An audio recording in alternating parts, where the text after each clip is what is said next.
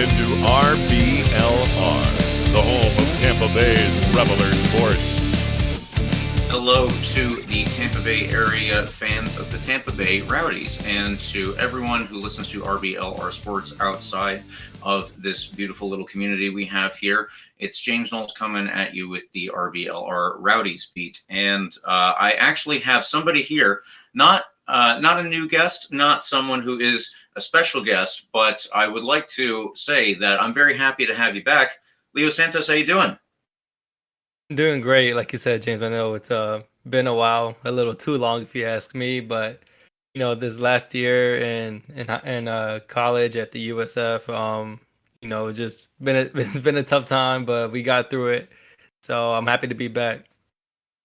It's awesome that you were able to get through it, and everybody's glad, obviously, that you were able to take some time and take care of yourself, because that is the most important thing here.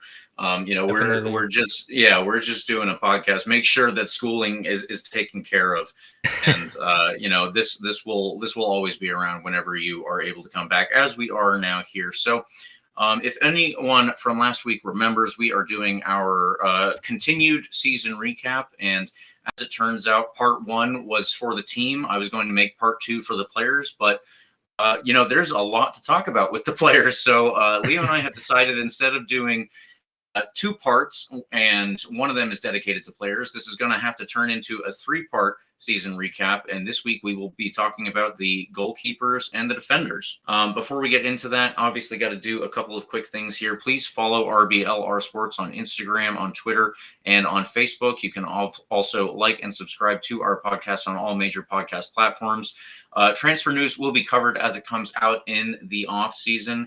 We do have one bit of news to cover before we actually get into our player grades here. Neill Collins has signed a multi-year contract extension, so he will be sticking around the Tampa Bay area for at least another couple of years. We don't know exactly how long it is at this point, but I think that I can speak for a lot of people here and say that I'm very happy he's staying. While I do have to also announce that Chad Burt and Kevin Foley have left their roles as assistant managers. So we thank them, just like the Tampa Bay Rowdies themselves did on Twitter. And we obviously thank Neill Collins for sticking around. I mean, Neill Collins has proven himself to be a top manager. Obviously as a player, he never really reached that, that top platform in the top division in England. But over here with USL and his managing, he's obviously led the Rowdies to great achievements, great milestones, and great accomplishments. And like you said, for Chad Burt and Kevin Foley to leave, obviously it's sad, because pretty sure Neo assembled his team, and they all share the same vision, the same goals. But to see two of your right hand man leave, it's kind of sad. But I think Neo, not saying he was expecting it, but he knows he has the same goal and same determination to go on with the season, even if his two of his assistant managers left and parted ways. Yeah, and if we can take notes from any of the previous seasons, I think that based on what Neill Collins has done and the presidential staff who run the Tampa Bay Rowdies, I think that they will be able to fill those positions quite handily, and with very good candidates, obviously. So we look forward to them announcing their replacements. And of course, like I said, we do wish Chad Burt and Kevin Foley all the best of luck in their future endeavors. Maybe they will end up being coaches, head coaches somewhere else, and that would be very cool. But we are not going to focus on we are not going to focus on them at this point, because we have to get through a ton of players. And like I said, this week we are only doing our goalkeepers and our defenders. So Leo, can you get us started here on our individual player grades within the goalkeeper section? Yes, like you said, James, obviously we're going to start out with the goalkeepers. Everyone likes goalkeepers, and everyone also likes Evan Laurel, so we're going to get started with him. Before that, obviously, the Rowdies do have three goalkeepers on their name. Evan Laurel, Raiko Rizzarino, who's a backup, and Ian Mcgrain, who's a third choice goalkeeper. But starting with Evan Laurel, you have it here, James, that he's 25 and he's turning 26 next month, I believe. And as you and I know, as basically the whole Rowdies fan base knows, he won the USL Goalkeeper of the Year, and rightfully so. He's someone you always counted on, even when the Rowdies had that tough stretch back in the summer. He was someone who tried his best to keep his team in the game, and someone who I felt like never really made too many mistakes. I can't even recall a mistake he did make, because he was just clutch throughout the whole season. And 34 appearances. That's all you really got to say, that he was just reliable and consistent. And Neill didn't really have to think of, turning to the backup goalie to replace Evan Laurel for a while, because he was just sharp throughout the whole season. And to me, starting from the first game of the season, the way he was confident.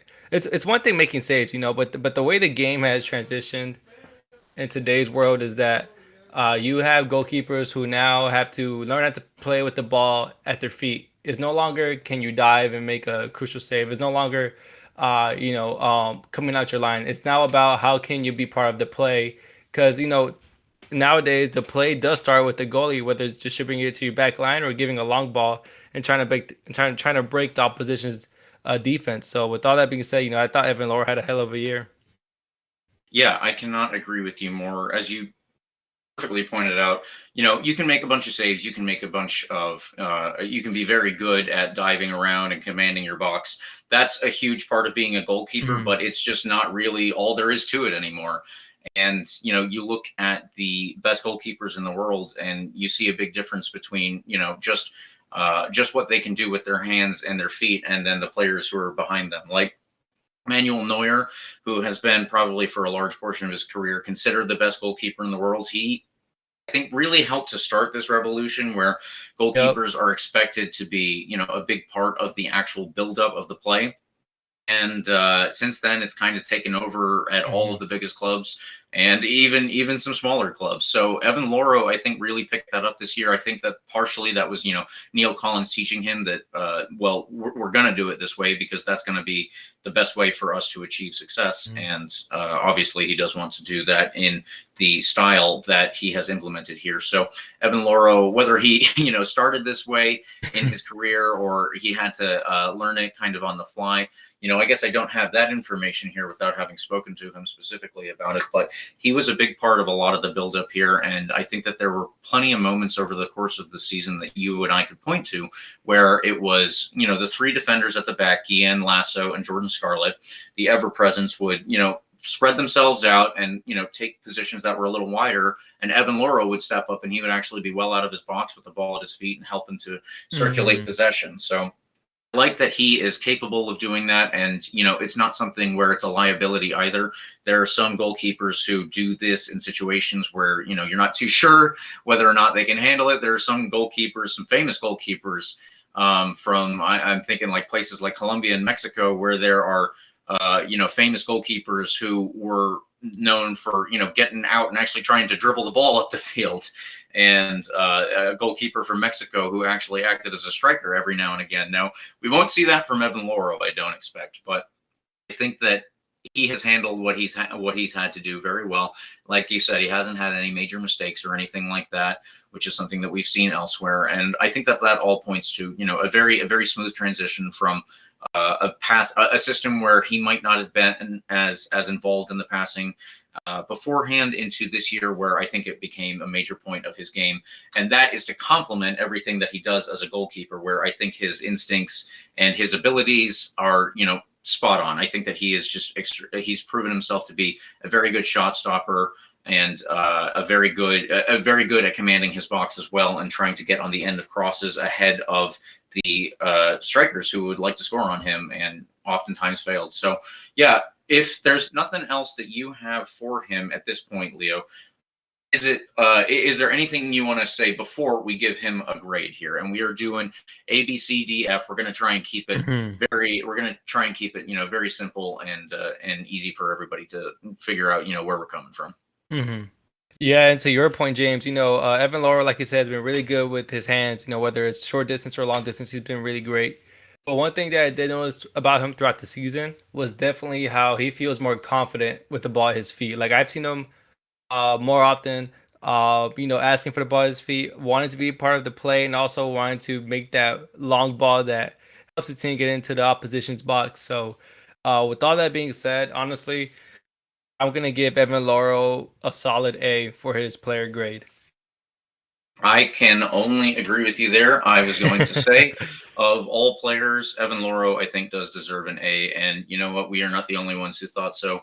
The USL Championship themselves awarded him Goalkeeper of the Year. And if that's not an A, that's not an A grade, then I don't know. And the standards are very high. Yes, exactly. There were plenty of good goalkeepers. I think that we saw a very good goalkeeper Definitely. in the USL Championship final. And, Mhm. these are guys that were still second to Evan Laurel in the eyes of the league. So I think that that's good enough for us. But yeah, that is our player grade for Evan Laurel. And you guys have a general sense of how we're going to go through this. So we're going to hit on every player in the goalkeeping and defending side. And Leo, will you take us to our next guy on the goalkeeping core? Our next goalkeeping core, it says here we have Ian Mcgrain from the Raiko Rosarina, but I think we should go ahead with Raiko Rosarina first because he was our backup goalie. But yeah, so Rosarina, he's 24, turning 25 in March. We're not seeing ages because I know it's something that head coaches and managers and franchise owners look at in regards to contract negotiations. So that's why we're mentioning that. But yeah, Raiko Rosarina only made 2 appearances throughout this whole season. And I remember the first, I wasn't there for his first appearance, and I wasn't there for the final either. But I know when teams usually put in their backup goalie, they do get a little bit shaky. They do wonder, like there is confusion among fans, like why is our manager putting in our backup goalie? But with the Rowdies fan base, I've seen the complete opposite of morale because I've seen so many people excited to see Raiko finally in the goal and making his appearances for the team. And he's been very, very patient. He's been a true professional within this club. And I'm pretty sure it's not easy to be a backup goalie in this league. But the fact that Raiko Rosarina was ready whenever called upon, that's really, it's really something you like to see. But yeah, he made 2 appearances, one in the regular season and one, of course, in the championship final. And I thought he did good both games. There could be questions about the free kick that he did concede, but if we're being nitpicky about that, then we gotta be nitpicky about everything that happened in that game. And there was a lot that Agreed. happened. But yeah. So I mean, I thought he did his role for a guy who hasn't played many games in the USL or with the Rowdies. I think he did pretty good. Um, whenever he was caught upon, he looked ready. You could tell he was a little bit nervous, but that's it's common whenever you get your first chance in the big stage, especially a championship final on the line. But like I said, I know he's still a backup to Evan Laurel, and he only played the final because Evan Laurel suffered his injury, celebrating going to the championship final. But with all that being said, I thought whenever Zuna was caught upon, I thought he did a solid job. What about you, James? What did you think? Yeah, so to be a little more specific with his regular season game, it was actually the third to last game of the season. Hmm. You said it exactly. Everybody was super excited that he got out there. I think that, considering that the Tampa Bay Rowdies and the Tampa Bay Rays own or have the same ownership group, there's a lot of excitement for the fact that Randy Arozarena, a very, very good player for the Tampa Bay Rays, his brother came over to play for the Tampa Bay Rowdies, and there were a lot of Hmm. people looking forward to see, how well he could do. Miami FC was the team that we played in the regular season when he was out there, and that's a very good team that we've had Really a good team, couple of. yeah. Yeah, we've had problems with them over the course of the season in terms of, trying to make sure that we beat them at every occasion. We did not do that, especially when we went down to Miami over the course of the summer this past year. We did lose a game. So for us to play them at home, this is Raiko Rosarina's first appearance for the team, and he blanks them 3-0. I think that is a very good result. And then, we get to the championship final. That's obviously a different case. I do think, though, said this at the time, I don't think that any of the goals are directly on Raiko or Rosarena. Maybe, of course, at the same time, the free kick, the third goal that he conceded, maybe that's one that you could give a little bit here, a little bit there. But I would still say that mostly that is not on him, and mostly that is on Miko Kuninga striking the ball extremely well. The Hmm. only other issue that I might see with Raiko Rosarena is just that based on the free kick, he did get his fingers onto that, and it wasn't enough, unfortunately, to push it wide. He's a little bit shorter than Evan Laurel, and goalkeepers do tend to be the tallest players on the field because obviously they can cover the most space that way. So, that would be the only other knock against him, but it's not something he can change. The things that he can change, he works extremely hard on, because I think that he did super well when he was out there. As I've already said, I don't think that he was responsible for any of the goals that he gave up when he was out on the field, and he did not give up any when he played against Miami. The one thing that I saw when Rico Rosarena out there was supreme confidence. I do want to bring that up too, because he does seem, when he's out there, like a player who just, he's feeling himself. He kind of knows what he has to do out there, and he knows what he also can't do. So he doesn't want to take it anything farther than that. He did have to play with the ball at his feet, and maybe that would be something that he was a little uncomfortable with, but I didn't really notice that because he handled everything that he needed to properly, and he did not give away any bad passes or anything like that. I was only impressed with everything that I saw from him. So, he only had 2 appearances out there, and it's kind of hard when one of them you give up no goals, one of them you give up 3 goals. Ultimately, that's not the best statistic to have to your name, but I would still rate him highly personally. And Leo, what are you thinking if we're going to do player grades, or if we missed anything else about him? No, I think we hit everything spot on, if you ask me. As far as player grades, here's gonna be my player grade for him, James. I would give him an A, but the fact that he only made 2 appearances this season and he is a backup goalie at the end of the day, and as you mentioned, he was confident. I do agree with you on that. He showed his bravery and confidence whenever he was called upon. Like I said, he only made 2 appearances this year. It's not his fault. Evan Laurel had an astounding year, so I'm gonna give him this one. All right. Well, yeah, I would probably, for me, I am going to say, just because it did go the wrong way in the USL Championship. Again, not his fault, but as a goalkeeper, you do ultimately get graded on, the statistics of goalkeeping, which are goals conceded and goals saved. So I will give him a B.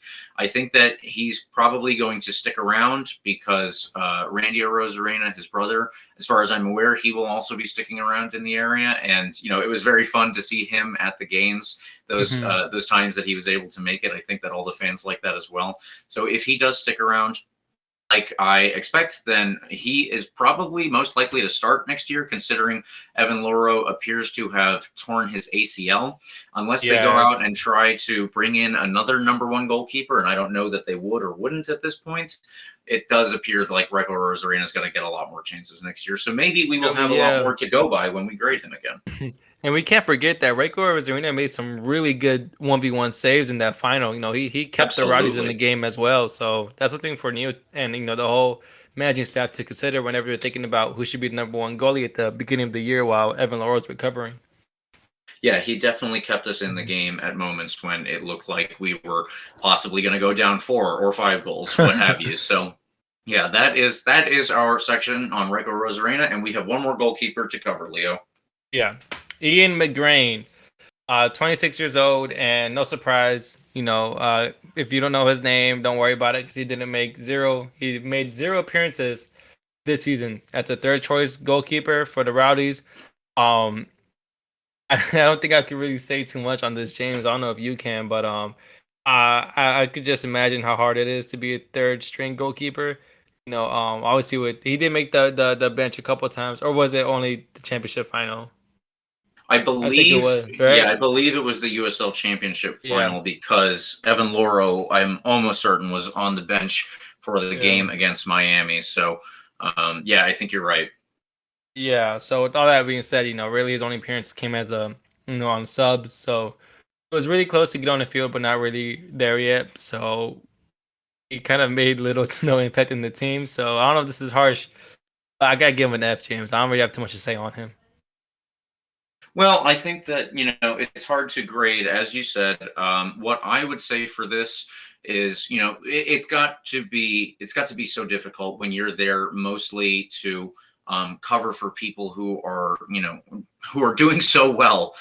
And, it was obviously very hard for Rico Rosarena, I'm very sure, leading up to his finally getting out there. And Ian Mcgrain is obviously the step below that. So for me personally, I'm going to say that, he did his job, which is to be there as a 3rd goalkeeper and to be there if and when both Evan Laurel and Rico Rosarena go down with an injury. And for that reason, I think that playing every day, training, and knowing that you are most likely not going to play at all. It's got to be so hard to do for being the professional that I all I can assume is that he was professional about his role. Yeah.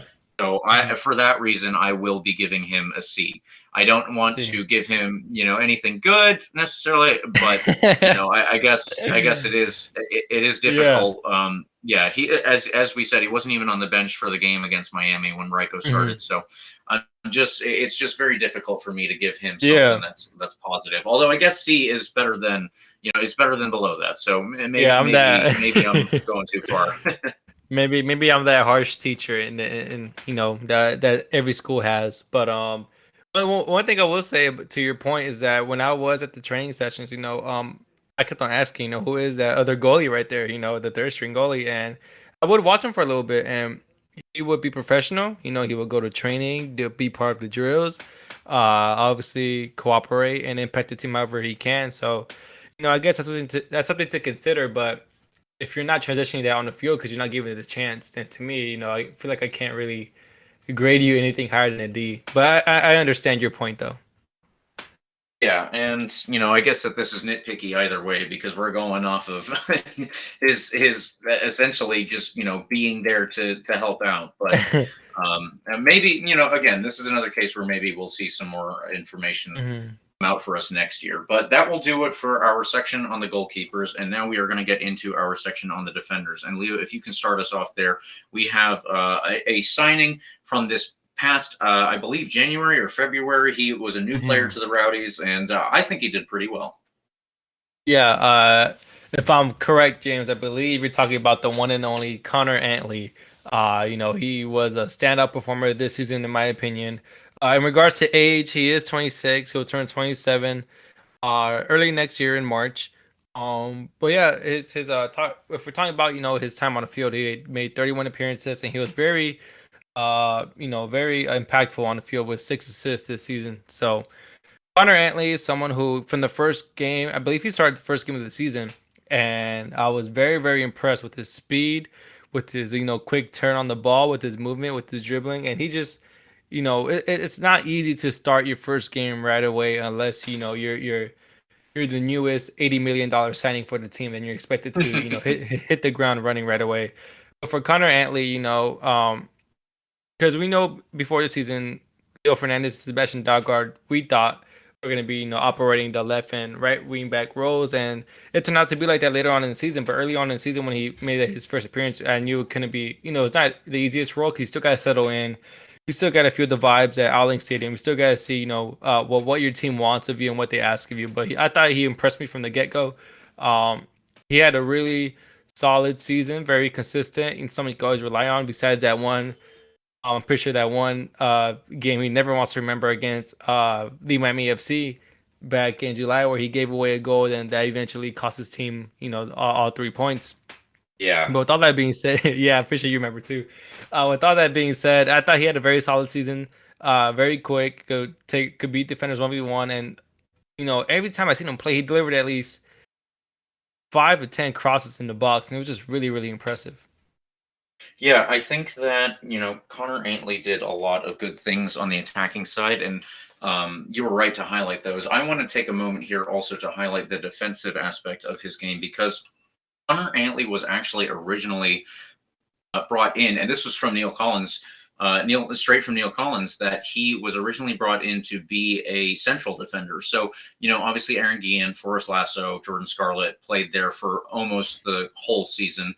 And I think that comes down to, a similar case to Ryko Rosarina being behind Evan Laurel. It's just very hard to break in when those are the 3 players that you're up against. So if one of them goes down with an injury, then you have Conor Antley as a backup. But Conor Antley was obviously doing so well in training that Neill Collins felt that he needed to get him on the field anyway. How did he do that? He put him at the right wing back spot, and that's where he flourished. When he did come in and play as a center back, one of the back 3 specifically, there were a couple of occasions that I remember. One of them was in the USL Championship final, and at that point he moved to the center back spot when the Rowdies were already down 3-0. And everything that we were doing was trying to get the ball back into the OC half. so that we could, obviously try and go and get another goal. But I think that at that point he did very well in terms of, nothing got by him for the most part. And there were, a couple of long balls that were maybe something that either another central defender had missed, or Reichel Rosarena was there, as we had already highlighted, to clean up, and did so very well. But Conor Antley, most of his game at that point was trying to get the ball back up the field, and I think that he did that well too. It goes back to everything that he was doing when he was back at the right wing back spot. And yeah, I think that his 6 assists, honestly, I think that that's low for, the amount of crosses that he put in there, and I don't put that on him necessarily.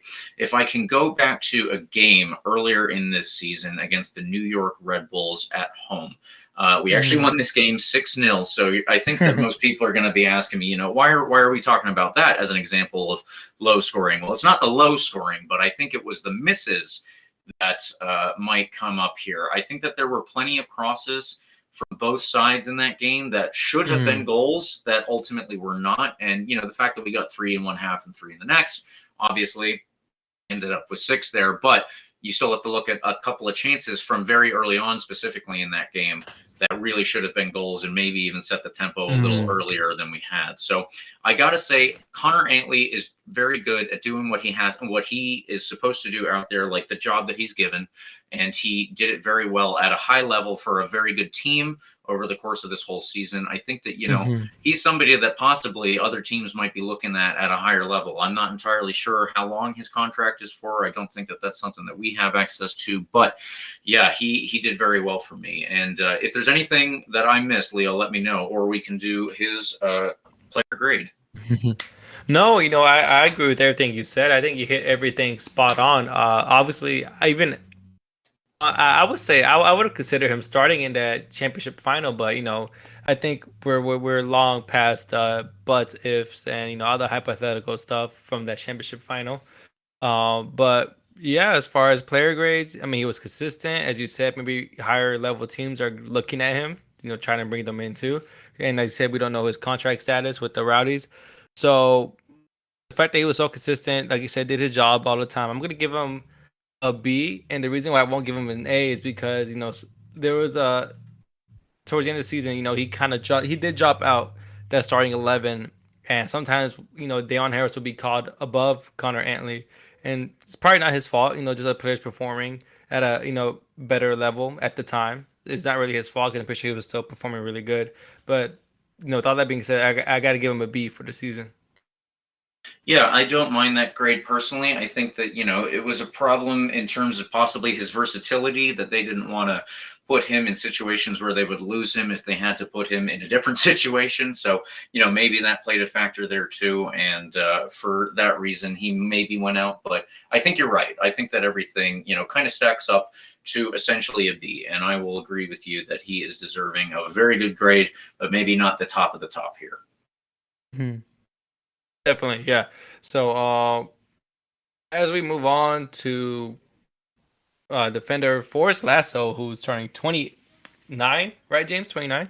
That's right. Yeah, in May, he will be turning 29. Yeah. Okay, so Forrest Lasso, as we all know, USL Defender of the Year, but guess what, James? It's not his first time winning that. Did you know that? I did know. He is doing this not just 1 year now, but 2 years in a row. And if I'm not mistaken, he has been on the USL the USL Team of the Year for several years now. If I'm not mistaken, I believe it is the last 5 years. It's just crazy to show how consistent he's been in this league, and his longevity in this league as well. Not in regards to years, but he's just someone that you could rely on. The week in, week out, because we've seen, when I see Forrest Lasso, I think of defenders like Vincent Company, Wes Morgan, Gerard Piquet, and we know these are top class defenders, but yet these are defenders who often were injury prone, always had injuries, or sometimes would do too much that would help their team but also hurt themselves by spending more time on the sidelines. But the fact that Forrest Lasso does what those defenders I just mentioned do, and the fact that he continues to stay fit throughout the course of an entire season is really impressive. He's always reliable. Even on game weeks where you only have 1 or 2 days of rest, he's always the first one on the team sheet to be named. So what more can I say about this guy? And this season he had a goal and 2 assists, which is something you don't really see from your quarterback of the team. That solid defender of the team, that one who you could always rely on to make a last ditch tackle or to clear something out of danger. He's just been very consistent, very reliable, and honestly, one of the most important leaders on the team. Although he's not wearing the captain armband, he kind of is, within this team.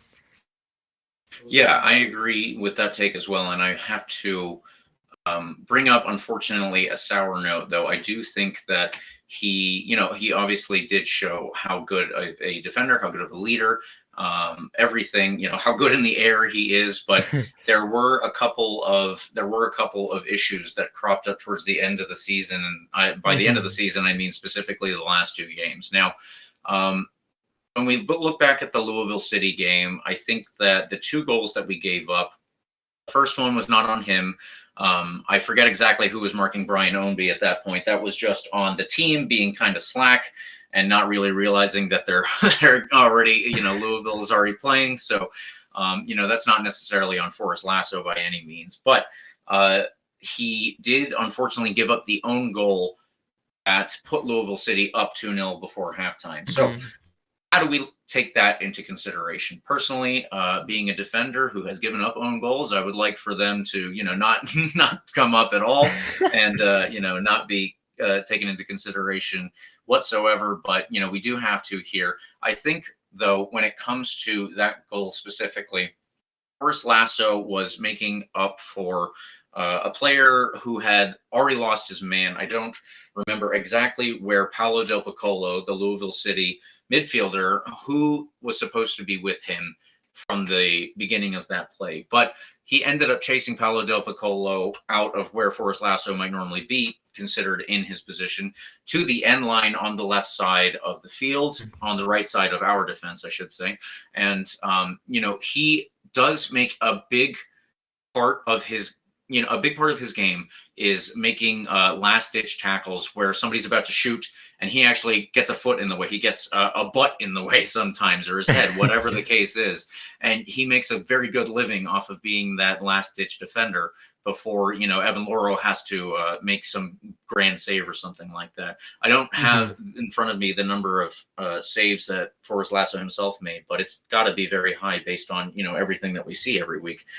Unfortunately, this one does go in. It takes the wrong kind of deflection off of his foot and it goes in. So I really don't think that I can put that specifically on or at least the goal. I can't put the deflection specifically on Forrest Lasso. Maybe if you want to get down to the organization that led to Paolo Del Piccolo being able to take that run down the left wing where Forrest Lasso is forced to mark him, that would be something you can talk about. But of course, as is the nature of the game, you can be the most organized team in any league, and you are still going to give up shots here and there. So I really don't fault Forrest Lasso for giving up the own goal there. But where I do possibly take some issue is in the final. So if we get into the final, obviously there are the 3 goals. And if we look at the 3 goals, we can break those down really quickly here. The first one, I think, is entirely 100% on Jordan Scarlett. It comes down, it doesn't come down at all to Forrest Lasso. It doesn't come down at all to Rico Rosarena.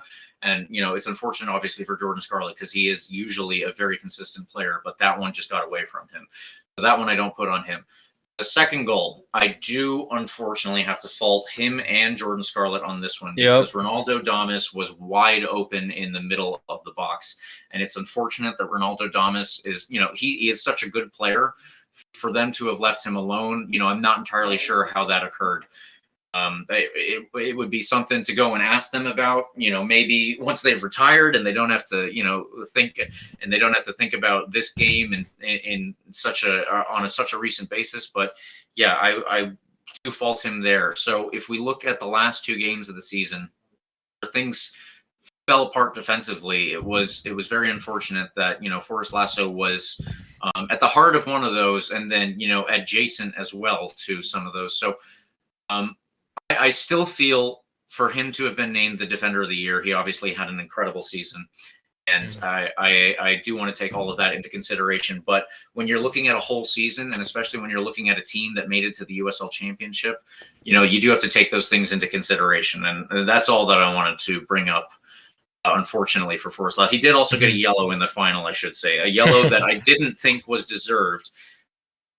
Going back and looking again, it probably was deserved, and he was pulled off at halftime because the Rowdies were down 3-0, and they needed to make some changes to try and start moving the ball, a lot more attacking. So that is something to consider as well.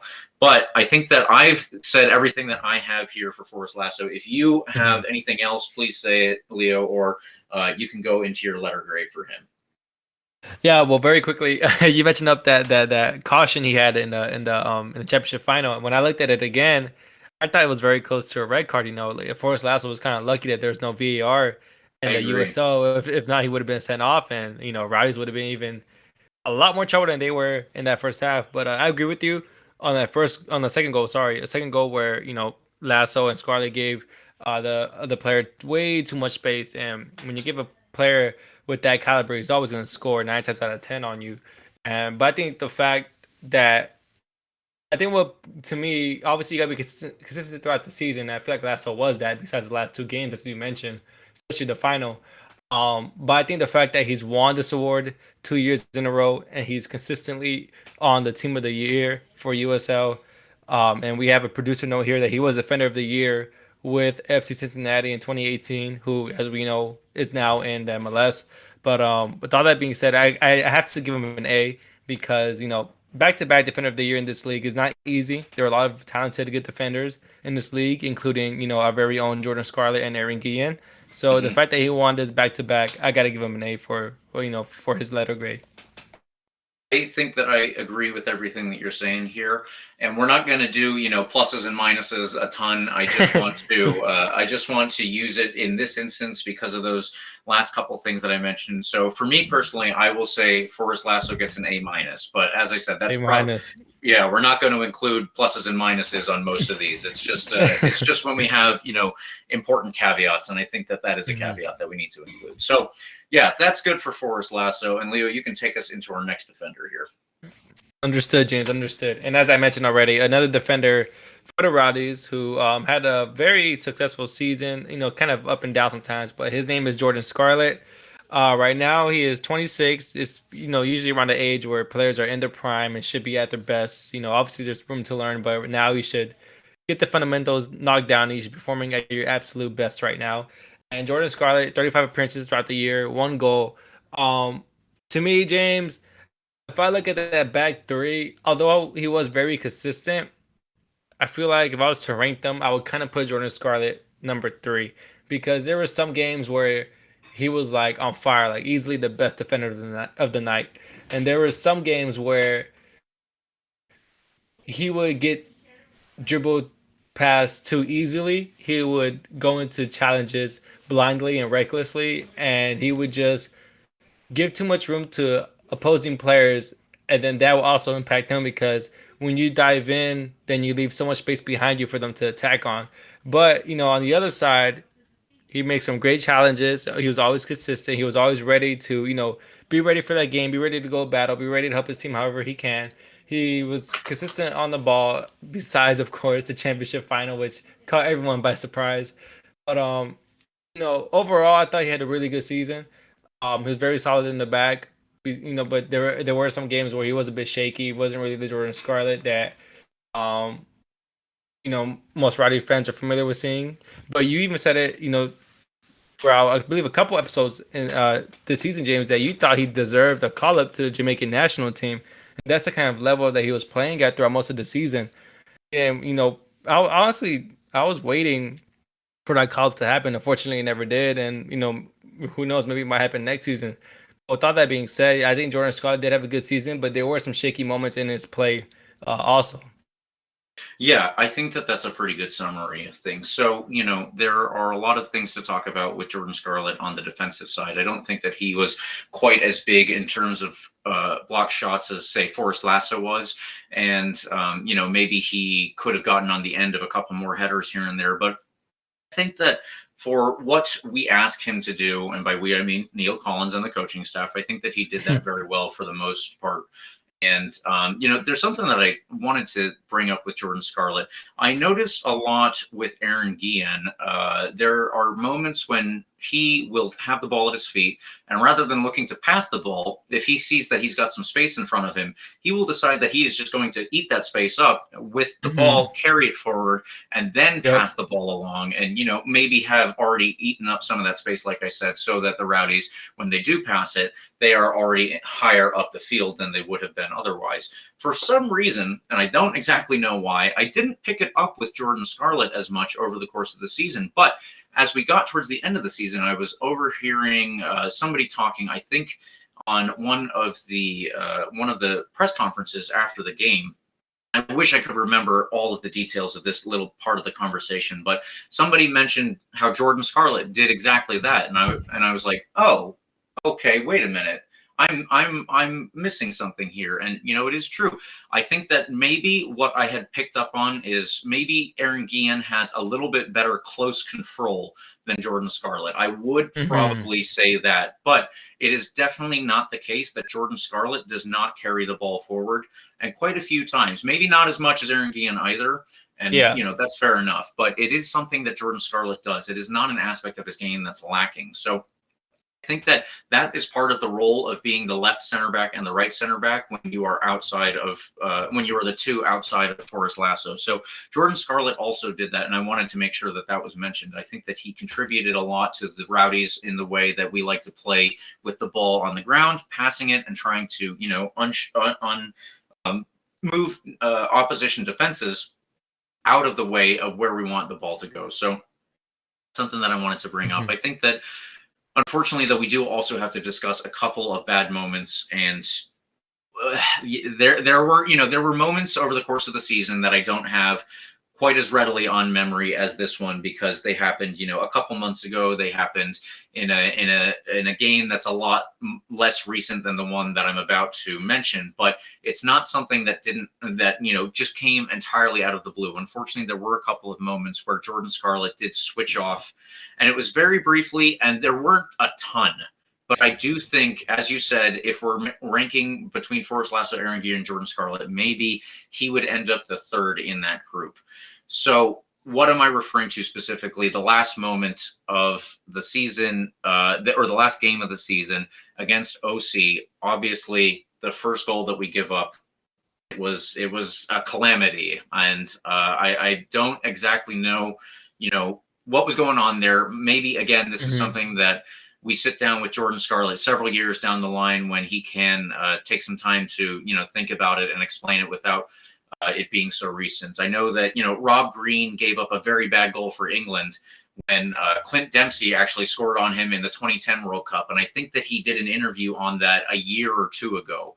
Like it's been that long that he wanted to wait to talk about it. So maybe it's something that we'll have to get to in another decade or so. But Jordan Scarlett's effort in the first goal that Orange County scored against us in the final, that is a huge mark on his whole season, unfortunately, because again, when you take a whole season into consideration, usually any one game, any one mistake, that's not a big deal. But the final is the most important game of the season. You need all of the games of the season to get there, but once you're in the final, that is the game. That is the most important one, and he made the mistake that led to Orange County starting to turn the tide. And for that reason, I have to make that a big caveat. This is not a small caveat like I was just referring to. So, that's something that is big for me. Leo, have I missed anything, or do you want to go ahead with your grade? No, like I said, once again, James, you hit everything spot on. And one thing I would say is that, I think this just what's it called? The people need to realize that being a defender is such a critical position, because we talk about, for instance, that championship game. We know Sebastian Guazzati missed that penalty, but if he was to score another goal, everyone, he would be off the hook because he scored that goal. With Jordan Scarlett, you make one mistake and it costs you a goal and turns the whole game. Which as soon as so what I'm trying to say is that, like, you can make mistakes as an attacker and you'll get off the hook. You make mistakes as a defender, like how Jordan Scarlett did, it might cost you a letter grade in our case. But with that being said, you know, I remember there were points where, like I said, Jordan Scarlett was deserving of a Jamaican national team call up. He didn't get it, and then in the championship final, when you have everything on the line, you worked your whole season for this moment, and you do that crucial mistake, which he didn't even look back on who he was passing it to. He just assumed someone would be there, and you can't really assume stuff in a championship final. You got to make sure someone is there. So with all that being said, I know James, you said that it's very rare that we're gonna give minuses and pluses. I'm gonna give Jordan Scarlett a B plus on this one. This is the first and last time I use a plus and minus. Okay. Well, that is very close to what I was going to say. I think that, again, we take into consideration the whole course of the season, and then we look back if there are any big caveats, and the end of the season being what it is. For me, I dropped him to a B for, the couple of things along the season that ultimately, not a pattern, I would say, but it did happen more than once at least. So the one at the final was the biggest one, of course, and that's the one that everybody remembers. And unfortunately, yeah, that will bring him to a B for me. Definitely. Yeah, and as we move on to our next offender, we do have Max Lackawecki, who is 29, and you have it here, James, that he came back to the team from not playing. Obviously, Max Lackawecki, there was a point of time during the season where he was either named on the subs or not named on the team sheet at all on game days. But then there came another time where, we've seen injuries to Leo Fernandez, Conor Antley, Dayon Harris, and, pretty sure Neill Collins had to look around and be like, well, who's the next man up? There's a reason why you have so much players in this team. It's because you need all that depth and hope the next person up can contribute. And one of those players was Max Lackawecki. We have him here listed as a defender, and there was, I don't know, James, do you know the exact number of games he played as a back three? Was it? I believe it was just once, wasn't it? Yeah, I'm pretty sure most of the appearances that he came on, he was playing as one of the outer Left wing back, right? Yeah, exactly. Yeah. I remember there was one game where he did play in the back three, and there was another game. Well, through most of his games, he was on the left wing back, and there was that short stretch of really good form for Max Lackawecki, which, to be fair, the reason why I say short stretch is because when other players came back from injury, he was, pushed back down to the sidelines, and just the way it goes when you're a rotational player within this team. But he would score goals to get us points and keep us on that winning streak run we had late in the season. He put in dangerous crosses in the box. He was someone that he just seemed like someone that always had a good attitude, and I feel like he's really, really hard to dislike. He just sees someone that was really fun, enjoy being with the club, enjoy practicing with the players, and really being part of being part of this team. And with that being said, he did earn himself a goal. He made a total of 17 appearances. Usually starting players make around 25 and over appearances. He was under that. But whenever he came on, James, I thought he was solid, someone who's reliable, for a short duration of the season. Whenever you need someone, to come in for an injured person, he's someone that could do you a solid job. And I thought he had a consistent, fair, and good season. Yeah, I think that's all pretty spot on for me. The only caveats I have for him are actually, not really many mistakes were made. He did make a couple of straight passes here and there that I can think of off the top of my head. But outside of that, it was mostly just that we didn't see a ton of him. Max Lackawecki is, just like you said, he is a player that I think the whole fan base loves that he's around. He is a very distinctive player with his usual mustache out there, and beyond that, he's also got such an infectious personality, like what he posts on Twitter. But you think about his coming back to the team, he was.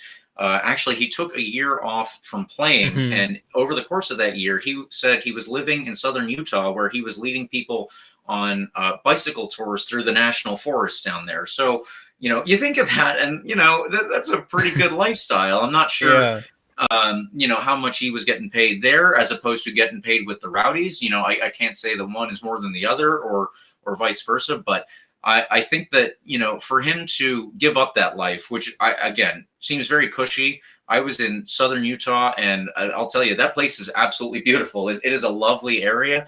To give that up, to come back, and you have to go through a daily grind of training. And in Max Lackawecki's case, he wasn't getting out on the field all that much because there were players who were ahead of him for what they were consistently doing. It just speaks to who he is as a person, and I like that person. So I do want to say that. But the only thing, like I said, is just that he was behind other players on the depth chart, and that's perfectly fine. That happens to guys. That's not everybody is going to start, because there are literally 11 starting positions, and that doesn't change. So you have to have some depth pieces, and he did his job very well whenever he was out there. So I've got my piece. Leo, if you've got anything else to say, let me know, or we can jump into his player grade as well. Yeah. No, I think the main point I'm taking away from you is that obviously I think the only thing that's going to harm his grade is his appearances. Because like we said, he is a rotational player within this team, but he just seems like a very great person, someone to get along with, someone you definitely want to have a drink with at a bar. But he's, he has an amazing mustache, and he contributed very well on the field. So with all that being said, I'm going to give Max Lackawecki a solid C. What about you, James? What's your grade? I was going dead down the middle, exactly a C. So yeah, we C, are yep. we are in agreement here. Yes, sir. We didn't plan this ahead of time, so the fact that you and I have been so spot on for everybody other than like Ian Mcgrain, I think that we're doing pretty well here. Yeah, I can only agree with you, brother. But moving on to our last defender, obviously for the core defenders we have within the team is Aaron Guillen, someone who's also in his prime, the former FC Dallas player. He's 28 years old. He was the All USL second team. Could have made a case for the first team, but I believe there were other players who had a better season than him, rightfully so. I respect the decision from USL. Someone who I feel like I've seen nonstop. You could say something for Jordan Scarlett and Forrest Lasso, always being named on the team sheet. And I remember that game where he scored that one goal where he just he started to play from his own half, then he just kept on running towards the opposition's box, hoping the ball would land to his feet, and it did. Oh, I love and that. It wasn't the best of touches to put the ball in the back of the net, but hey, he did whatever it took. He got there, exactly. Exactly, he got there. He found a way to make contact with the ball and get his team, firing early in the game. The first thing he did, I remember seeing that big bright smile on his face, like he just won the lottery or something, running down towards the corner flag to celebrate with his team and the fans. It was just an amazing sight to see. However, Aaron Guillen, I feel like besides the first 4 or 5 games, he didn't really have the best season or most consistent season that we've seen, him in previous seasons with the Rowdies jersey. There were times where, we're wondering, he's holding on for the ball too long, he's getting caught out of position, he gives the ball away, then it turns to 4v2s, 5v2s, and he's, trying to run back to up defend, but he's the one that caused his own team in trouble in the first place. And it was like that for a while, really, until the Rowdies, even once the Rowdies had a winning streak, it was for a while until he finally got back in form, finally was being more consistent, making smart decisions with the ball, knowing when it was a good time to go up the field, knowing when it was a good time to just stay back, help defend your own goal. And I think one game that stuck out to me the most in regards to, his bad form was against Hartford Athletic. He just got beat way too easily by Dodson, giving the ball away too much. But I'm happy for him that he turned it around. I thought he had a solid championship game. I don't really blame him for any of the goals. I thought, he seemed someone who was really up for the challenge. Not saying that the other players weren't, but to me, he seemed like someone who really, really wanted this. And, he was very consistent with his play later on in the season. And I think the fact that he didn't start off on the better side of things, I think that might harm his grade for me. But what about you, James? What did you take away from his season? So I just want to go quickly back to the 2020 season where the Rowdies made the USL Championship final, which was ultimately canceled. It was the same back three. It was Aaron Guillen, Forrest Lasso, Jordan Scarlett. And when they got to the end of the season awards, Forrest Lasso won the Defender of the Year, and Jordan Scarlett also won an individual award. He was on the USL Championship All-League second team. So Aaron Guillen was not named there. And I thought, at the time, I thought it was kind of, robbed. Yeah. I thought it was something. Yeah, I thought it was something up with that. I obviously really appreciated everything that Jordan Scarlett did last year, and I thought that he deserved to get that award. Our defense was so strong last year, but for Aaron Guillen to not be named when Forrest Lasso was on the first team, Jordan Scarlett on the second team, maybe they want to separate how many players from any one team or in any one group of positions, I guess. But I thought that Aaron Guillen was just as deserving. And then if you look at it this year, Aaron Guillen was on the USL Championship All-League second team. Forrest Lasso obviously on the first team because he was the Defender of the Year. Jordan Scarlett did not make the team. And for me, I think this goes back to what you and I were just talking about, obviously. I think that unfortunately was probably correct. Aaron Guillen was deserving of that, in my eyes, more than Jordan Scarlett was. And I don't think that maybe he was, USL all USL Championship first team level, but I definitely think that he was deserving of that individual award. So I do like everything that he does defensively. I think that despite what you mentioned, he did have, an off game here and there. I think that he was among the most consistent of players that were out on the field, and that includes all positions, not just defenders. I think that outside of those one or two games, he would rarely put a foot wrong in terms of getting himself into the position to do what he is expected to do in his role as the left center back. And like I said, I do appreciate the offensive contributions that he makes as well when he takes the time to carry the ball forward. He was formerly a left back in, different teams that he's played for over the years. So you can see that coming out when he's on the field and the ball is at his feet. I think that he, might have had, he probably had one assist over the course of the season. I don't have it written down. So I didn't write anybody that only had one assist. I had, Forrest Lasso had 2 assists. So that was listed on our notes, but anybody with one, I did not. If I'm thinking about Aaron Guillen's contributions, what I expect mostly is that he had the assist to the assist. So that's not something that we measure. It is considered a hockey assist, I think. And unfortunately, it doesn't show up on our statistics. I think that he probably gave Leo Fernandez a lot of the balls that Leo Fernandez then turned into assists.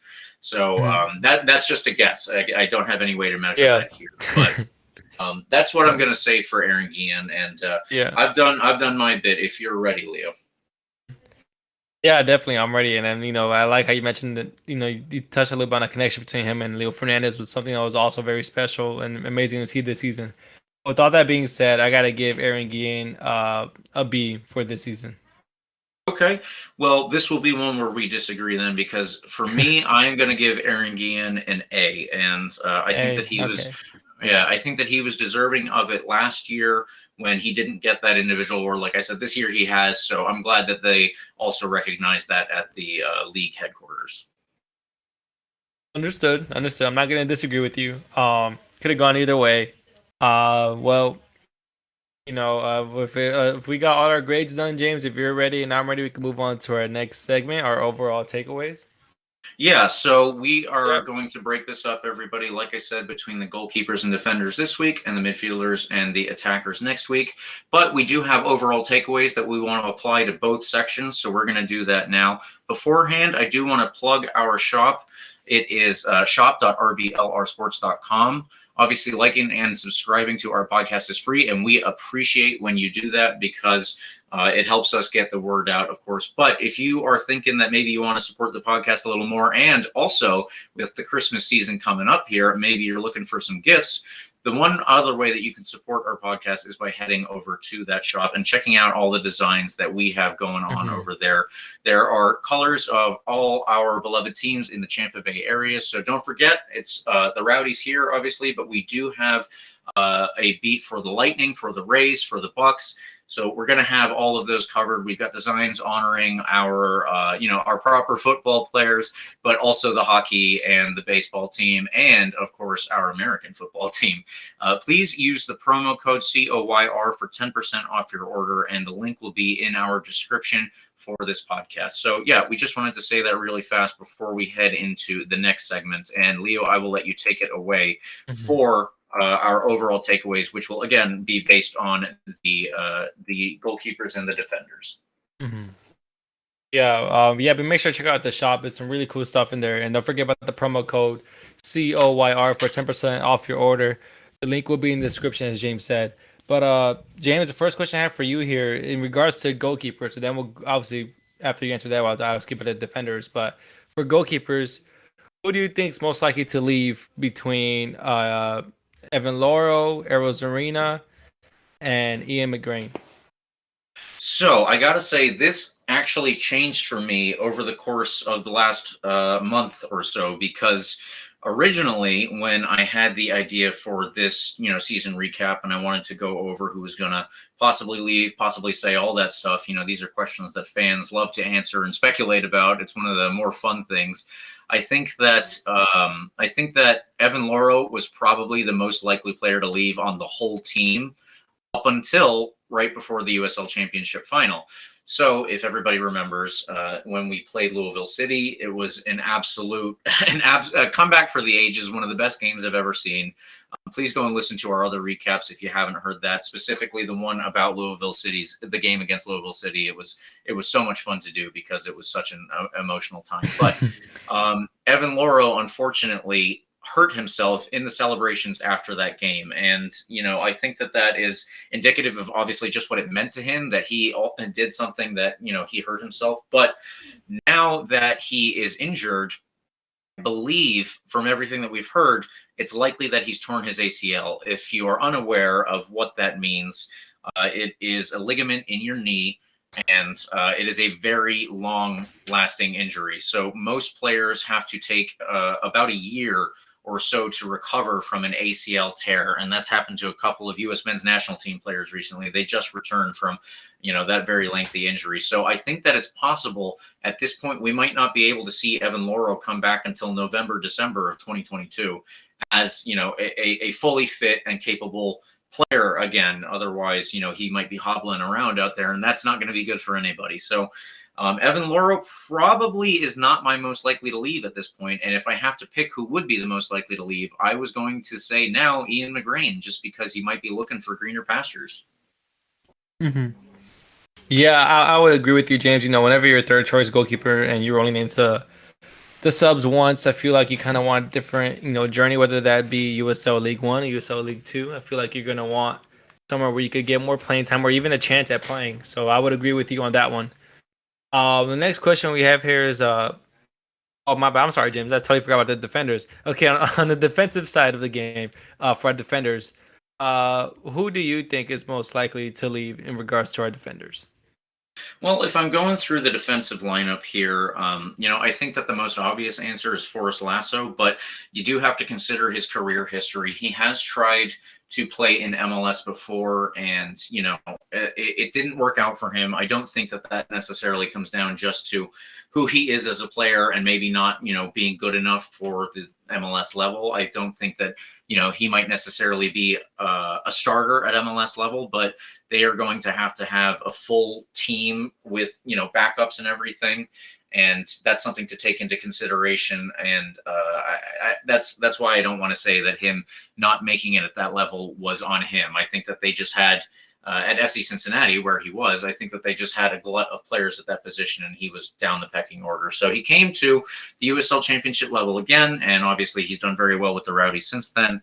I think that he probably feels pretty comfortable here. If I had to guess, and, we don't have these figures, I don't even know what an average salary is, but he's obviously a very good player at this level. I think that the Rowdies are probably giving him pretty good compensation. The only way that I see Forrest Lasso leaving is if he goes to a different team within the USL Championship and he starts, somebody else offers him some USL Championship version of a mega contract, and he goes and signs there. Maybe that would happen. But if I'm being honest, this is a championship team. We made it to this same stage 2 years in a row. It's unfortunate that we haven't won the league overall, obviously, but I feel like he might see things as being unfinished business. So I don't quite see him leaving. If I am thinking of, who not only show themselves to be very good, but offer some versatility. They're a little bit younger as well, and that is something that might entice players. I honestly think Conor Antley might be somebody that an MLS club goes to sign him as, a backup piece, a depth piece there. And unfortunately, they do have the MLS Next Pro, with their fantastic logo, but they have to fill in essentially 2 teams worth of players on an MLS roster. So possibly Conor Antley is somebody that I would see leaving here. But what about you, Leo? Well, first of all, I'm agreeing with everything you said, and in regards to Forrest Lasso, he's someone that tried the MLS level, didn't really succeed. Whether that's on him or if the managers had different ideas, or if they prefer to bring on players from overseas or anything like that. It's all a numerous amount of factors could go into it. But if we're talking about players who I think is most likely to leave, I kind of have to go. I feel like it has to be Conor Antley to me, because although I would really love him to stay, but I feel like if there is an opportunity for him to go to an MLS team as a rotational player, I feel like that's something that he'll consider more than staying at the Rowdies, mainly because he knows he has competition here. Although, I think we also got to consider, the part of financial difference as well. He might make more money in playing in MLS and in this league. But, I feel like Conor Antley has proved himself that he can play at a high level in regards to USL. Maybe he wants to try it out in MLS whenever he's given an opportunity to do so. And if it doesn't work out, he could always just come back down to USL for any teams that are interested in him. So with that being said, I hate to say it, but I think Conor Antley would probably be the most likely one to leave. All right. Well, we are in agreement on that one too. So I will lead into the next question here. And if you want to go through them at the same time, you can do that here. But for the goalkeepers and defenders, who is most likely to stay in your eyes? So for the goalkeepers, for me, it's obviously Evan Laurel. Even though he has ACL injury, I'm pretty sure when he comes back, he's going to be back stronger. He's definitely going to miss playing, especially after missing out on the championship final. He's going to want to reach that stage again. Hopefully not celebrate the same way, but he's going to want to come back again. As far as defenders, I think I'm gonna go with the safe answers. I'm gonna say Aaron Guillen and Jordan Scarlett. I feel like those two that I think are most likely to stay. The reason why I'm kind of iffy on Forrest Lasso is because, as you said, maybe another team in USL might sign him to a mega contract, or maybe he might give MLS another shot as a backup or a rotational player. Especially he's won USL Defender of the Year, back to back. And there have been players in USL who transitioned to MLS because of awards they won or because of standout seasons they had. Forrest Lasso has had he's done that twice back to back already, and he has some experience in MLS with the FC Cincinnati. So I'm choosing Jordan Scarlett or Aaron Guillen as my safe options because I think they're very comfortable here. Not saying Forrest Lasso isn't, but I feel like they definitely feel like they're both willing and comfortable playing with this team and in this league. Yeah, I think that's probably true. So I'll do mine very quickly here. I think for goalkeeper, the most likely to stay is actually probably, at least for me, Raiko Rosarena, because, Evan Laurel is injured. He will not be there to take up that role next season. Raiko Rosarena probably wants to stick around and prove that he can do that. Not only that, but as I mentioned, his brother plays for the Rays. So, I think that they are probably going to be sticking close to each other if they can. And that's what I'm seeing for the goalkeepers. On the defenders, I think, you pretty much summed it up. I think Aaron Guillen and Jordan Scarlett are probably our safest bets here. So they are probably the most likely to stay. And then for Max Lackawecki, I just want to say I don't know if he will stay simply because, there are other options for him as he already knows. Maybe Southern Utah beckons him back. But yeah, that's why I would say Aaron Guillen and Jordan Scarlett as well. Mm-hmm. Definitely, yeah. And as we move on to our other questions, so this is a combination of 2 Twitter questions. So the 2 questions we're combining is from Chip at see if I pronounced this right, Ivetsefed. I'm pretty sure I totally got that wrong, but we'll see what happens. His question is, which players do we really want to see back? We want them all back, but top picks if we only had a handful to choose from, and what separates them from the rest. And we have one from David at Davey from Tampa. What 2 players do you want to stay for next? What 2 players do you want most to stay for next season? So the question we have here, James, is there anyone you hate to see leave and might actually leave? Well, yeah. So players that I would not want to leave, but who might, I think that, we've already covered Conor Antley. I think possibly could. I would really hate to see Forrest Lasso leave. I think that Forrest Lasso is, such an iconic player at this club already. It's only been 2 seasons, but look at what he's done in that time. I would really hate for him to leave. So if we're going to do, a handful to choose from, or, what 2 players you want the most to stay, I think regardless of, however many, Forrest Lasso is in that grouping for me, because he's so charismatic on and off the field. You see him when he's out there, he towers over everybody else. He's got a huge beard. He's got the hair. And, one thing that I have noticed about Forrest Lasso is anytime he goes up for a header, if he, actually ends up on the ground afterward because he got up so high that he won it and he maybe didn't keep his balance as the player underneath him, got in the way, whatever the case is. If he's on the ground, he often does like a little roll or a little backflip to get himself back onto his feet. And I kind of like that. He's just a very cool guy. He does so much charity work in the area too. I would really hate to see him leave. And I think that he has to be in that group for me. Another one, if I'm saying that, 2 players I want to stay or a handful, I really would love to see Aaron Guillen stay. And I would, again, he's another player I would hate to see leave, because maybe somebody goes and they think that they're going to play with 3 at the back and they see all the attributes that Aaron Guillen brings and they want to offer him that mega contract, whatever. I would hate to see those 2 players leave the most. I think that everybody else is probably either likely to stay or go based on their circumstances, but Forrest Lasso and Aaron Guillen are the 2 for me. For me, I agree with the thing you said, James. But in regards to who you chose, I think the one that I have a share a common answer with you, it has to be Forrest Lasso, because, like you said, he's been an icon to this club. He's done some great service for his club. I hope it doesn't end. And even off the field, he's just been tremendous, helping out with the community, and also the community he's been part of before he got to the Rowdies. And, he's a leader in that back line. He's a leader within his team. He's a leader in the locker room, I'm pretty sure. And he's just a fan favorite, But I think he might be one that might actually leave. He's only raising his status season after season. It's a matter, to me, I hate to say it, but I think it's a matter of time for someone. I believe he's 28 or 29. He's 28. He turns 29 in May. But, as someone who, Forrest Lasso, he might think this is probably his last chance to play in, MLS, which is the top division in this country. For him, he might be thinking it's really my last chance to make that jump at least one last time in my career. It's something he'll consider. So it's one person I don't want to leave, but I think he might. And another person, I'll have to go with Evan Laurel. Let's say he comes back, does good again. We've seen times where top goalkeepers in USL go on to MLS and either start there or end up as a backup, but they make the jump. And the fact that Evan Laurel, obviously he's won awards this season. He's had a tremendous season. He's just getting better and better. I feel like he's someone, when he comes back and he performs well again, I think he might be on the radar for some MLS teams. All right. Well, I can understand where you're coming from there. And I am in the same boat. Is there...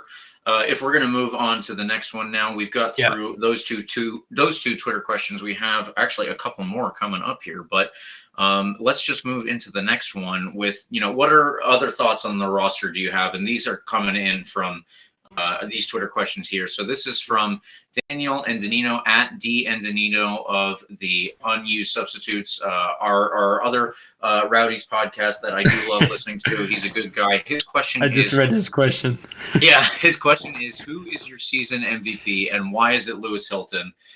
And I think that we can get through that question a little quickly here. I don't want to go too deep into my MVP before we get through both this week and next week. But I do really like him saying Lewis Hilton. I think that Lewis Hilton is kind of an unsung hero of this team. He does so much stuff that doesn't show up in terms of, he doesn't score a lot of goals. Okay. He doesn't get a lot of direct assists, although he did get some over the course of this season. It's got to be noted that on FOTMOB, which is the app we use to track all these statistics that we have mentioned over the course of this podcast and others, he was the highest rated Rowdies player over the course of the whole season. So I think throwing Lewis Hilton out there is a very good shout. Obviously, I will say I have other candidates as well. Forrest Lasso, I think, is deserving of being a candidate. I think Evan Laurel, and I think Sebastian Guenzati. So I'll narrow it down to 4 before we get into my final decision at the end of next week's episode. Do you have any thoughts on that, Leo? No, I definitely don't want to give away my season MVP right now until we review every single player. But if we're breaking it down, if I was to include a Final Four, Lewis Hilton would definitely be in there, along with Forrest Lasso, Seba Gonzalez, and Evan Laurel. Maybe have some room for Leo Fernandez and Lawrence White. But I don't like you, James. I don't want to give away my number one season MVP. Yeah, and we will get into Lewis Hilton next week when we do our midfielders and attackers as well. So we'll just move to the next Twitter question here. This is from Brett at St. Pete Flux. Is there anything you're expecting or any topics you're keeping an eye on regarding the USL winter meetings this week? And for us, I don't know, what we're expecting is, hopefully at the end of it, they will have some announcements to make that we can then follow up on. When it comes to these meetings, we're just aware that they're taking place. They do have topics that they will allow us to take in or expect that they will talk about, but we don't have anything in terms of, what will come out of them or what the deliberations were. That's not something that they will allow us to cover, unfortunately enough for both you and me. But yeah, maybe when we get a chance to actually go through the minutes, we'll have something more to cover there. So I hate to leave you hanging there, Brett. I do like to, I do want to mention some of the topics that I hope they get to, because the schedule is something that I want to see, and that will probably come out over the course of this set of meetings when we get next week's. Or next year's, I should say, next year's schedule coming out. They're going to have some talks on League 2 and League 1 in terms of, what's going on with those two divisions. And I'm very excited about that, because there are actually some teams in League 2 that I think are good enough in terms of, the infrastructure that they have to be in League 1 or the USL Championship. So I'm looking at Des Moines Menace for one thing. I've actually, I've been wondering who could be an expansion team in MLS since before the USL Championship kind of consolidated its position as the second tier league in America. And I've always been looking at Des Moines because they have incredible attendance for what is actually a bunch of, college players off-season team. And I think that that's really cool. I think that, they would have some interesting stuff there. So there are other expansion teams that are coming in, like Monterey Bay. They're going to talk about that, and I would be interested in hearing what they ultimately get to with that information. And they're covering all sorts of stuff too, like cybersecurity and the W League. The W League is super important because the women's league has the women's game in America. As much as we are a very good national team, I think that ultimately we are letting a lot of very good soccer players slip through the cracks, because there isn't, for the longest time, the NWSL didn't exist. Now that's around and it looks pretty stable, which is good. But beneath that, what happens? There are a lot of players who want to do something in the college off season. There are a lot of players who maybe they aren't quite at the NWSL level, but they don't want to go abroad and play in Iceland or whatever. So I think that those are all very important. I definitely want to hear a lot of stuff about what comes out with those. But yeah, those are some of the topics that I'm hoping we hear some more about. We are going to get now into our segment 4, which is about transfer news. But this goes back to another question from Brett at St. Pete Flux, and we appreciate obviously all of your questions, and we hope that we're doing a good enough job to answer them here. His question is, when do you expect announcements on player re-signings, new players, next season schedule, plus when do you think the preseason and regular season will start? So I'll just jump in for a couple of these, and Leo, if you want to jump in, please let me know. But for announcements on re-signings, I'm kind of expecting that to start this week. So last week they announced that Neill Collins signed a multi-year contract extension. That is something of a re-signing, and they waited towards the end of the week. I think that everybody was really happy about that. This week it's probably going to be some re-signings announced, if I had to guess. And then apparently there are some players who are already signed, some new players who are already signed up for the upcoming season. That's super exciting. If I had to guess, those would probably come after the re-signings, and maybe next week, something like that. I hope that we have, a bunch of new player announcements, because that is not only something for us to talk about, but it's super exciting as a fan. It's something that you really enjoy seeing at the off-season period. And for next season's schedule, I hope that we get that relatively soon into the new year, and I'm hoping also that our preseason and regular season start earlier than they did last year. I know that MLS is starting in late February, the earliest they've ever started. So if USL Championship continues to follow MLS very closely, then I had to guess probably our preseason would start in March, and then we would get into the actual season either late March or most likely April. Is there anything that you had to add to that, Leo? No, not really. You hit everything spot on. I do think player resigns will start next week. The fact that I feel like they're finishing, managing and, who's going to be in charge of this team before they even make cuts on the team to make sure they're aligned on the same vision and stuff like that. As far as schedule, you said it, James, shouldn't be too far away. At least I hope it's not. And, preseason and regular season, as you said, hopefully closely aligns with the MLS as we've seen recently. And if that's the case, like you said, MLS is starting really early. For the next season, and maybe USL will be lined up. I think I'll take that bet. I feel like they'll want to be lined up with MLS season, and that's just the way they've been operating in recent seasons. So besides that, I think that's really all I can expect for future announcements regarding the Rowdies. Yeah. All right. Well, that does it for our transfer news this week, because right now there are no re-signings or new signings to announce. I haven't seen any rumors. Unless you have, we will get into our one more thing segment. Yeah, I haven't seen any rumors either, but whoever listening, if you hear any rumors, just give us a shout. We'll talk about it on the show, and we'll give our inputs. I am super happy to speculate wildly. Like, we're about to go sign. Lionel Messi is upset with his contract at PSG, and things aren't going well there, so he's going to come down to Tampa Bay. I love doing that. But if you have anything a little bit more substantial than just what we would like to see, then probably that would be best for us to talk about. Yeah, exactly. So, the big news that Messi gave up his multi-million deal to come over here. Exactly. So, that'll do it for transfer news. Our one more thing segment, the last thing before we get out of here, and thank our listeners. I just want to say, any questions or any topics that you want us to cover this offseason, please let us know.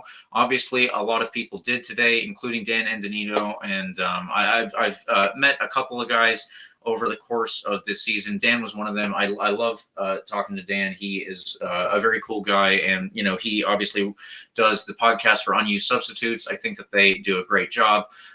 As I said, when we were talking with the president of Ralph's Mob, I am a Patreon supporter for them. I think that they do a really good job over there. But we like to obviously offer our perspective too, and be part of the RBLR sports, so that we can make sure that all the teams in the Tampa Bay area are covered. And I do want to, like I say, just thank him for that. If you guys have any other questions that you want us to cover, please let us know. We will finish off Dan's question on who is our MVP next week. But we also want to thank everyone else who contributed to our Twitter questions this year. It wasn't just Dan Endonino, but there was also at Davey from Tampa, who I believe is David Morales, at MP4309, Manal Patel, at Fat7 Deuce, aka Mike Pendleton, another person that I met this year. Very nice guy. We're going to have him on at some point in this offseason to talk about Detroit City, because that's a cool topic.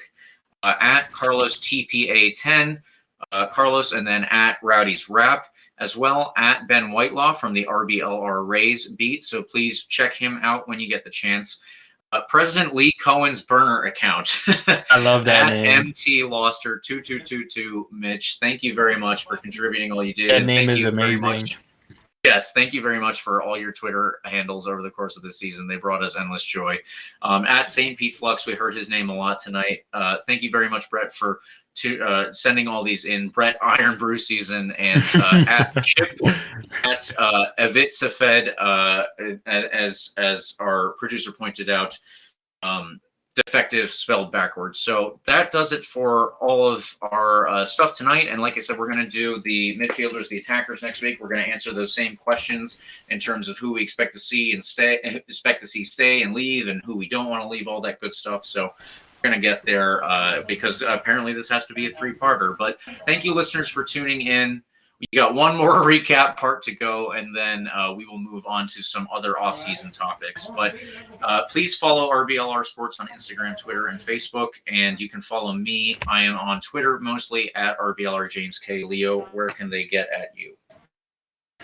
If you haven't got at me yet on social media, I don't know what to tell you, but I'm on social media at _Leo Santos __.